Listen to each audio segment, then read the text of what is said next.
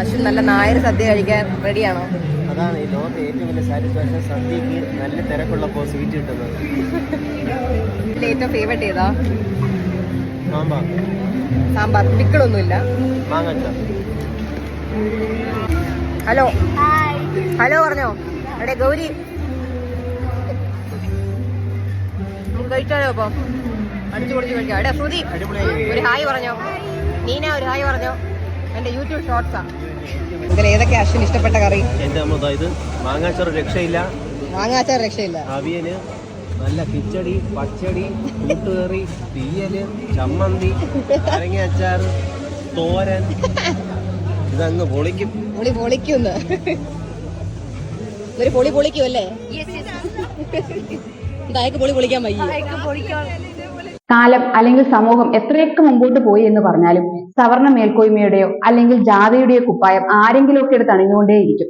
അങ്ങനെ അണിയുന്നവർ സമൂഹത്തിൽ പ്രസിദ്ധി ആർജിച്ചവരോ അല്ലെങ്കിൽ സമൂഹത്തിന്റെ ഇഷ്ടം പിടിച്ചു പറ്റിയവരോ ആകുന്നിടത്താണ് ആരോപണങ്ങൾ ഉയരുന്നതും അല്ലെങ്കിൽ ചോദ്യങ്ങൾ ഉന്നയിക്കപ്പെടുന്നതും അല്ലെ. ഇപ്പോൾ സംസാരിച്ചത് ദിയ കൃഷ്ണയാണ്. ദിയ കൃഷ്ണ ഭാവി വരനായ അശ്വിൻ ഗണേഷിനോട് ചോദിക്കുന്നത് നല്ല നായർ സദ്യ കഴിക്കാൻ തയ്യാറാണോ അല്ലെങ്കിൽ നല്ല നായർ സദ്യ കഴിച്ചിട്ടുണ്ടോ എന്നാണ്. സദ്യ കഴിക്കുന്നതോ അല്ലെങ്കിൽ സദ്യ കഴിച്ചിട്ടുണ്ടോ എന്ന് ചോദിക്കുന്നിടത്തോ അല്ല, അതിന്റെ കൂടെ ഒരു ജാതി പേര് ചേർക്കുന്നിടത്താണ് പ്രശ്നം വരുന്നത്. ജാതി പേര് ചോദിക്കാനോ പറയാനോ പോലും പാടില്ല എന്ന് കോടതി പോലും ഉത്തരവിട്ട ഈ സമയത്ത് ഒരു സദ്യനെ വിശേഷിപ്പിക്കാൻ ജാതിയുടെ പേര് ഉപയോഗിച്ചതിനോട് എനിക്കും വ്യക്തിപരമായി യോജിപ്പില്ല. ദിയ കൃഷ്ണ അറിഞ്ഞോ അറിയാതെയോ ഇവിടെ ഒരു സദ്യനെ വിശേഷിപ്പിക്കാൻ ജാതി പേര് ഉപയോഗിച്ചതാകാം. പക്ഷെ അതുണ്ടാക്കിയ ബുദ്ധിമുട്ടുകൾ അല്ലെങ്കിൽ അതുണ്ടാക്കിയ ആരോപണങ്ങൾ വളരെ വലുതാണ്. ഇത്രയധികം ആരോപണങ്ങളോ അല്ലെങ്കിൽ ചോദ്യങ്ങളോ ഉയരുമെന്ന് മനസ്സിൽ പോലും ദിയാകൃഷ്ണ പ്രതീക്ഷിച്ചിട്ടുണ്ടാവില്ല. ഒരുപക്ഷെ ദിയാകൃഷ്ണ നല്ല സദ്യയാണ് ഇതിനു മുമ്പ് താൻ കഴിച്ചിട്ടുണ്ടോ എന്നുള്ള നല്ല ഉദ്ദേശമായിരിക്കാം പാസ് ചെയ്യാൻ ശ്രമിച്ചത്. പക്ഷെ ഈ ഒരു വീഡിയോ എന്ന് പറയുന്നത് ഒരു ഷോർട്ട് വീഡിയോയാണ്. 30 സെക്കൻഡോ അല്ലെങ്കിൽ 40 സെക്കൻഡോ മാത്രം അടങ്ങുന്ന ഈ വീഡിയോയ്ക്കകത്തുള്ള ഓരോ വാക്കുകളും പ്രേക്ഷകർ ശ്രദ്ധിക്കും. ദിയാകൃഷ്ണയെ പോലെയുള്ള വളരെ പ്രസിദ്ധമായ ഒരു ഇൻഫ്ലുവൻസർ പങ്കുവച്ചതുകൊണ്ട് പ്രത്യേകം ശ്രദ്ധിക്കും.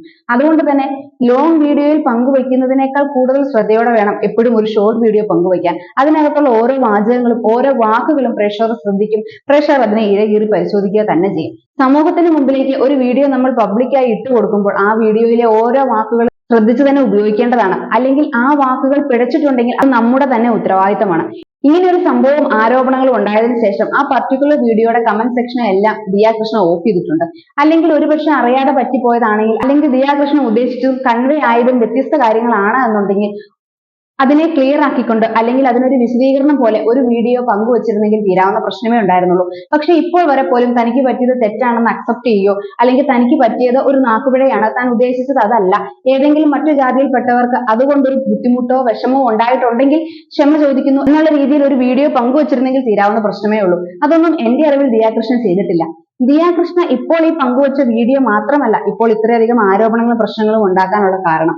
ദിയാകൃഷ്ണ BJP പ്രവർത്തകനും ഒരു സോഷ്യൽ മീഡിയ ഇൻഫ്ലുവൻസറുമായ കൃഷ്ണകുമാറിന്റെ രണ്ടാമത്തെ മകളാണ്. കൃഷ്ണകുമാറും ഇങ്ങനെയുള്ള പലവിധ പരാമർശങ്ങൾ നടത്തുന്നതിൽ ഒട്ടും പുറകിലല്ല. ഇതിനു മുമ്പും ഇത്തരത്തിലുള്ള കുറെ അധികം സ്റ്റേറ്റ്മെന്റ്സ് കൃഷ്ണകുമാറും പങ്കുവച്ചിട്ടുണ്ട്. ഈ പണി ചെയ്ത പറമ്പിൽ തന്നെ ചെറിയൊരു കുഴി എടുക്കും. ഇത്ര ഒരു അര അടി താഴ്ചയിൽ ഒരു കുഴി എടുത്തിട്ട് അതിൽ വട്ടയില അല്ലെന്നുണ്ടെങ്കിൽ നമ്മുടെ ചേമ്പിന്റെ ഇലയോ എന്തെങ്കിലും എടുത്തിടും. ഇതിലോട്ട് ഈ പഴഞ്ചോറും എല്ലാ കറികളും ഇട്ട് കൊടുക്കണം. എന്നിട്ട് ഇവരങ്ങോട്ട് കൈവച്ച് ഉടച്ചതിന് പക്ഷെ കൈവച്ചല്ല കഴിക്കുന്നത്. ശ്രദ്ധിച്ചു കാണും. ഈ പ്ലാവലെടുത്തൊന്ന് ചുരുട്ടിയിട്ട് അതിലൊരു ഈർക്കിൽ കുത്തിയിട്ട് അത് വെച്ച് കഴിക്കും. സത്യം നമ്മൾ പറഞ്ഞ എത്രയോ വർഷങ്ങൾ കഴിഞ്ഞിട്ടും അവരാ ജോലിയെടുത്ത് വേർത്ത് ഇതെല്ലാം കഴിഞ്ഞ് മുഖമൊക്കെ കൊണ്ട് കഴുകിയിട്ട് കൊണ്ടുവന്ന വിശപ്പോടെ കഴിക്കുന്ന കണ്ടോണ്ടിരുന്നിട്ട് നമ്മൾ വീട്ടിൽ എല്ലാ ഭക്ഷണം ഉണ്ടെങ്കിലും അവർ കഴിക്കുന്ന കാണുമ്പോൾ ഒരു കൊതി വരും. തന്റെ വീട്ടിൽ തനിക്ക് കഴിക്കാൻ കുറേയധികം കറികളും ഭക്ഷണങ്ങളും ഉണ്ടായിരുന്നു എങ്കിൽ പോലും പണിക്കാർ പഴങ്കഞ്ഞി കഴിക്കുന്നത് കാണുമ്പോൾ തനിക്ക് കൊതിയാകുമായിരുന്നു എന്നാണ്. അത് കൊതിയാണോ അതോ ജാതിയാണോ എന്ന് രണ്ടാമതൊന്നും ചിന്തിക്കേണ്ടിയിരിക്കുന്നതാണ്. കൃഷ്ണകുമാറോട് പറയുന്നത് അനുസരിച്ചാണെങ്കിൽ പണിയെടുത്ത് പാടത്തും പറമ്പിലും പണിയെടുത്ത് വിയർത്തൊലിച്ച് പണിക്കാർ കയറി വരുമ്പോൾ മുറ്റത്തൊരു കുഴി കുത്തി അതിനകത്തേക്ക് പഴങ്കഞ്ഞിയും അല്ലെങ്കിൽ പഴയ കറികളും എല്ലാം ഒഴിച്ചു കൊടുത്ത് അവരത് കഴിക്കുന്ന കാണുന്നത് തന്നെ ഒരു ചേലാണെന്നാണ്. പഴങ്കഞ്ഞിയാണ് പണിക്കാർക്ക് ഇഷ്ടം എന്നാണ് കൃഷ്ണകുമാറോട് അവകാശപ്പെടുന്നത്. ഞാൻ മനസ്സിലാക്കിയിടത്തോളം പഴങ്കഞ്ഞി പണിക്കാർക്ക് ഇഷ്ടമായതുകൊണ്ടല്ല, പട്ടിണിയും പരിവട്ടവും നിത്യവ്രതമായ പണിക്കാർക്ക് കിട്ടുന്നതാകട്ടെ എന്നത് മാത്രമല്ലേ അക്കാലത്ത് ചിന്തിക്കാൻ പറ്റിയിരുന്നുള്ളൂ. അക്കാലത്തെ ജന്മിവർഗങ്ങളോ അല്ലെങ്കിൽ അക്കാലത്തെ നാടുവാഴ്ചയോ അങ്ങനെയായിരുന്നു. അതുകൊണ്ട് ചരിത്രം പഠിച്ചിട്ടുള്ള എന്നെ പോലെ നിങ്ങളെ പോലെയുള്ള ആൾക്കാർക്ക് അഭിപ്രായങ്ങൾ പലവിധമാകാം. ആ ചരിത്രത്തെയോ അന്നത്തെ ജന്മികളെയോ അല്ലെങ്കിൽ അന്നത്തെ കുടുംബങ്ങളെയോ അന്നത്തെ പണിക്കാരെയോ കുറ്റം പറയുവാനോ അല്ലെങ്കിൽ ദീക്ഷിക്കുവാനോ എനിക്കോ നിങ്ങൾക്കോ അധികാരമുണ്ടെന്ന് തോന്നുന്നില്ല. പക്ഷെ കാലങ്ങൾ ഇത്രയും മുമ്പോട്ട് വന്നതിന് ശേഷം അവർ ആ പഴങ്കഞ്ഞി കുടിച്ചുകൊണ്ടിരുന്നപ്പോൾ എനിക്ക് കൊതി ഉണ്ടായിട്ടുണ്ട്. എന്റെ വീട്ടിൽ ഇത്രയധികം സാധനങ്ങൾ ഉള്ളപ്പോഴും പണിക്കാർ കുടിച്ചുകൊണ്ടിരുന്നത് പഴങ്കഞ്ഞി ആയിരുന്നു എന്നുള്ള രീതിയിൽ അതിനെ വാഴ്ത്തിപ്പാടുന്നിടത്താണ് കുറ്റങ്ങൾ വരുന്നത്. അതിനെ വാഴ്ത്തിപ്പാടുന്നിടത്താണ് പ്രശ്നങ്ങൾ ഉണ്ടാകുന്നത്. കൃഷ്ണകുമാറിന് ഒരുപക്ഷെ നടുമുറ്റത്ത് കുഴി കുഴിച്ച് അതിനകത്ത് പഴങ്കഞ്ഞി ഒഴിച്ച് പണിക്കാർക്ക് കൊടുക്കുന്നത് കാണുമ്പോൾ അല്ലെങ്കിൽ അവരത് കഴിക്കുന്നത് കാണുമ്പോൾ കൊതിയായിരുന്നിരിക്കാം. പക്ഷെ അത് അനുഭവിച്ച് അതിലൂടെ കടന്നുപോയ പണിക്കാർക്ക് അത് കാണുമ്പോൾ കൊതിയാണോ അല്ലെങ്കിൽ അത് കാണുമ്പോൾ ബുദ്ധിമുട്ടാണോ എന്നുള്ളത് ചോദിക്കേണ്ടിയിരിക്കുന്നു, അല്ലെ? ചോദിക്കേണ്ട കാര്യം ഉണ്ടെന്ന് പോലും തോന്നുന്നില്ല. ഉറപ്പായിട്ടും അവർ കടന്നുപോയത് ദുരിതാനുഭവങ്ങളുടെ കാലത്തിലൂടെ തന്നെയായിരുന്നിരിക്കണം. മരണപ്പെട്ടു പോയ പ്രൊഫസറും സാമ്പത്തിക ശാസ്ത്രജ്ഞനുമായ എം കുഞ്ഞാമൻ അദ്ദേഹത്തിന്റെ ഒരു പുസ്തകത്തിൽ പറയുന്നത് ഇങ്ങനെയാണ്: താൻ ജന്മിമാരുടെ വീട്ടിൽ പണിയും കഴിഞ്ഞ് ഭക്ഷണം കഴിക്കാൻ ചെല്ലുമ്പോൾ നടുമുറ്റത്ത് ഒരു കുഴിയും കുത്തി അതിനകത്തേക്ക് പഴങ്കഞ്ഞി ഒഴിച്ചു തന്നിരുന്നു. അങ്ങനെ ഒഴിച്ചു തന്ന ആ സമയത്ത് ആ ഭക്ഷണം പങ്കിടാൻ വേണ്ടി മറ്റൊരു അതിഥി കൂടി വന്നിരുന്നു. അത് ആ വീട്ടിലെ പട്ടിയായിരുന്നു, ആ വീട്ടിലെ നായയായിരുന്നു. ആ നായയ്ക്കും തനിക്കും കൂടെ ഒരേ കുഴിയിൽ ഒരേ ഭക്ഷണമാണ് വിളമ്പിയത്. കുഞ്ഞാമനെ ആ നായ കടിക്കുകയും കടിച്ചു മാറ്റി വിടുകയും ചെയ്തു. സ്വാഭാവികമായിട്ടും തന്റെ ഭക്ഷണം എടുക്കാൻ വരുന്ന ഒരു നായ എങ്ങനെയാണോ മനുഷ്യനോട് പെരുമാറുക അങ്ങനെ തന്നെയായിരിക്കണം കുഞ്ഞാമനോടും പെരുമാറിയത്. കുഞ്ഞാമൻ അതിനെ പരാമർശിക്കുന്നത് ഒരു മനുഷ്യനും നായയും തമ്മിൽ ആഹാരത്തിന് വേണ്ടി പിടിവലി കൂടുന്ന ഒരു രംഗമായിട്ടല്ല, പകരം രണ്ട് നായ്ക്കൾ ആഹാരത്തിന് വേണ്ടി പിടിവലി കൂടുന്നതായിട്ടാണ്. അതായത് പണ്ടത്തെ കാലത്ത് പണിക്കാർക്ക് പോലും നായയുടെ വിലയേ ഉള്ളൂ എന്നാണ് കുഞ്ഞാമൻ ഇവിടെ ഇൻഡയറക്റ്റ് ആയിട്ട് പറയാൻ ശ്രമിക്കുന്നത്. കുഞ്ഞാമനെ പോലെയുള്ള പണിക്കാർക്ക് തീർച്ചയായിട്ടും ഇങ്ങനെയുള്ള അനുഭവങ്ങളാണ്. അതുകൊണ്ട് തന്നെ കൃഷ്ണകുമാർ പറയുന്നത് പോലെ തന്നെ കൊതി നുകരുന്ന അല്ലെങ്കിൽ കൊതി പകരുന്ന ദൃശ്യങ്ങളോ അനുഭവങ്ങളോ ആയിരുന്നില്ല പണിക്കാർക്ക് അന്നത്തെ കാലത്തൊന്നും. ഒരുപക്ഷെ കൃഷ്ണകുമാർ ആയാലും ദിയാകൃഷ്ണ ആയാലും തങ്ങൾക്ക് ഇഷ്ടപ്പെട്ട ഒരു സദ്യനെ കുറിച്ച് അല്ലെങ്കിൽ തങ്ങൾ കണ്ടുവന്ന ഒരു കാഴ്ചയെ കുറിച്ച് നല്ല രീതിയിൽ പറയാനായിരിക്കാം ശ്രമിച്ചത്. പക്ഷെ ശ്രമിക്കുമ്പോൾ ഉപയോഗിക്കുന്ന വാക്കുകളും അല്ലെങ്കിൽ ഒരു സദ്യനെ വിശേഷിപ്പിക്കാൻ ഒരു ജാതി പേര് ചേർക്കുന്നിടത്തുമാണ് വിയോജിപ്പുകൾ ഉണ്ടായത്, ചോദ്യങ്ങൾ ഉണ്ടായത്. കൃഷ്ണകുമാർ അന്ന് പങ്കുവെച്ച ആ വീഡിയോയുടെ താഴെ വന്ന കമന്റുകൾ എന്ന് പറയുന്നത് വളരെ വേദനകൾ ഉണ്ടാക്കുന്ന അല്ലെങ്കിൽ വളരെയധികം ചിന്തിപ്പിക്കുന്ന പല രീതിയിലുള്ള കമന്റുകളായിരുന്നു.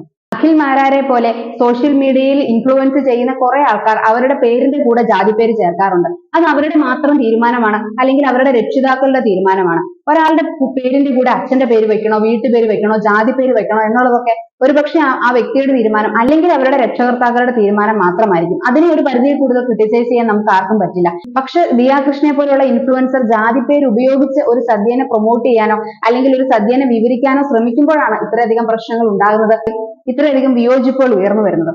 ഇനിയെങ്കിലും സമൂഹത്തിന് മുമ്പിലേക്ക് പങ്കുവയ്ക്കുന്ന വീഡിയോകൾ ശ്രദ്ധിച്ചു തന്നെ ചെയ്യണം. അല്ലെങ്കിൽ ഒരു തെറ്റ് പറ്റിപ്പോയെങ്കിൽ സമൂഹത്തോട് അതിനൊരു ക്ഷമ പറയാനോ അല്ലെങ്കിൽ അതിന്റെ ഒരു വിശദീകരണ വീഡിയോ ചെയ്യാനോ ഒരു ഇൻഫ്ലുവൻസർ എന്ന രീതിയിൽ ദിയാകൃഷ്ണയ്ക്ക് ഉത്തരവാദിത്തമുണ്ട് എന്നാണ് ഞാൻ മനസ്സിലാക്കുന്നത്.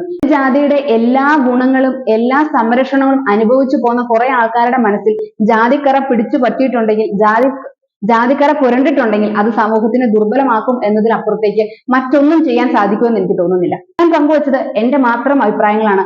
ഞാൻ സംസാരിച്ചത് എന്റെ മാത്രം കാഴ്ചപ്പാടുകളാണ്. നിങ്ങൾക്ക് ഇതിനെക്കുറിച്ചുള്ള കാഴ്ചപ്പാടുകളും നിങ്ങളുടെ അഭിപ്രായങ്ങളും പങ്കുവയ്ക്കാം നമ്മുടെ കമന്റ് സെക്ഷനിൽ. Thank you.